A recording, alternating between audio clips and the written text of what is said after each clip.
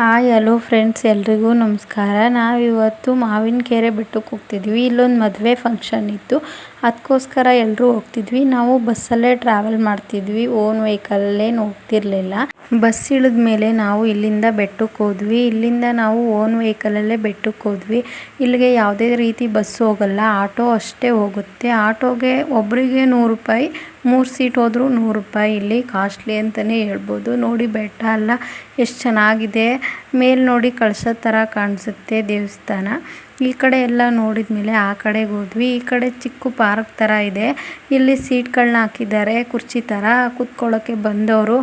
ಕೆಳಗಡೆ ನೋಡಿ ವ್ಯೂ ಎಷ್ಟು ಚೆನ್ನಾಗಿ ಕಾಣಿಸ್ತಾ ಇದೆ. ಇಲ್ಲಿ ಚೌಟ್ರಿ ಇದೆ, ಬೇಕಾದರೆ ಚೌಟ್ರಿ ಬುಕ್ ಮಾಡಿದ್ರೆ ಚೌಟ್ರಿಲೂ ಮದುವೆ ಆಗ್ಬೋದು. ಬೇಕಾದರೆ ಇಲ್ಲ ಅಂದರೆ ನಾವು ದೇವ್ರ ಮುಂದೆ ಬೇಕಾದರೂ ತಾಲಿ ಕಟ್ಟಿಸ್ಬೋದು.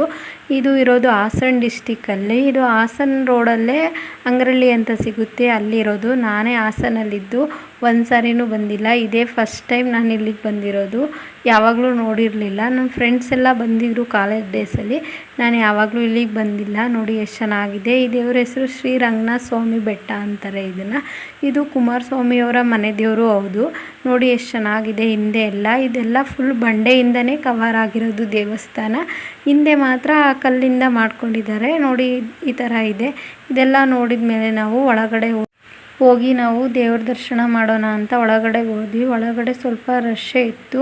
ನೋಡಿ ಈ ಕಡೆ ಎಲ್ಲ ಈ ಥರ ಇದೆ. ಈಚೆ ಪೂಜೆ ಮಾಡ್ತಾವ್ರೆ. ಈ ಥರ ಪೂಜೆ ಮಾಡಿದ ಮೇಲೆ ಇಲ್ಲಿ ಒಳಗಡೆ ಬಂದ್ವಿ. ನೋಡಿ ಈ ಥರ ಬಂಡೆಕಲ್ಲು ಕೆಳಗಡೆ ದೇವ್ರು ಇರೋದು. ಅಲ್ಲಿ ಚಿಕ್ಕದು ಕಾಣಿಸ್ತಿದೆಯಲ್ಲ, ಅದೇ ದೇವರು ಮೂಡಿರೋ ಅಂಥದ್ದು. ಇದೇ ರಂಗನಾಥ ಸ್ವಾಮಿ ದೇವಸ್ಥಾನ. ಇಲ್ಲಿ ಫೋಟೋ ತೆಗಿಯೋಂಗಿಲ್ಲ, ಆದರೂ ಒಂದು ಕ್ಲಿಪ್ ತಕ್ಕೊಂಡೆ. ಅಲ್ಲಿಂದ ಬಂದಮೇಲೆ ನಾವು ಮದುವೆ ಹುಡುಗಿನ ಹತ್ರ ಬಂದ್ವಿ.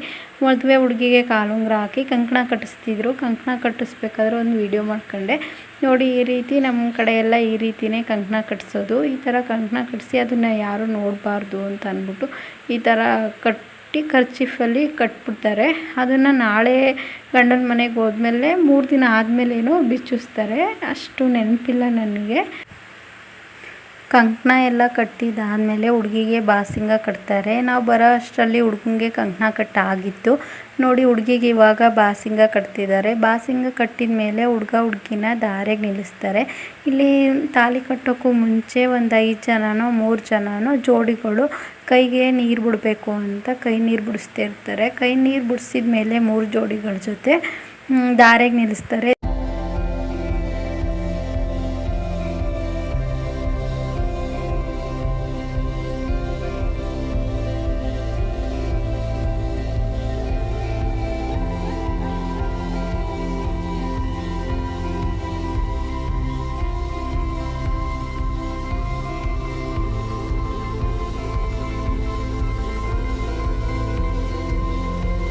ಜೋಡಿಗಳ ಜೊತೆ ಕೈ ನೀರು ಬಿಡಿಸಿದಾದ್ಮೇಲೆ ನೋಡಿ ಹುಡುಗಂಗೆ ಪುರೋಹಿತರು ಎಲ್ಲರಿಗೂ ತಾಲಿ ತೋರಿಸು ಅಂತ ಮೇಲೆ ತಿಡಿಸಿ ಸುತ್ತ ಎಲ್ಲರಿಗೂ ತಾಲಿ ತೋರಿಸ್ತಿದ್ದಾರೆ.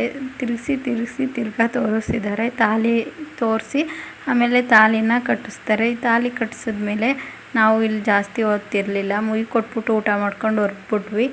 ನಮ್ಮ ಪಾಪುನ ಜೊತೆ ಕರ್ಕೊಬಂದಿದ್ದರಿಂದ ಜಾಸ್ತಿ ಹೊತ್ತಿರಲಿಲ್ಲ, ಬಿಸಿಲು ಅಂದ್ಬಿಟ್ಟು ಹೊರಟ್ಬಿಟ್ವಿ. ಹುಡುಗ ಹುಡುಗಿ ಹೋಗೋ ತನಕನೂ ಇರಲಿಲ್ಲ. ಈ ವಿಡಿಯೋ ಇಷ್ಟ ಆದರೆ ಪ್ಲೀಸ್ ಸಬ್ಸ್ಕ್ರೈಬ್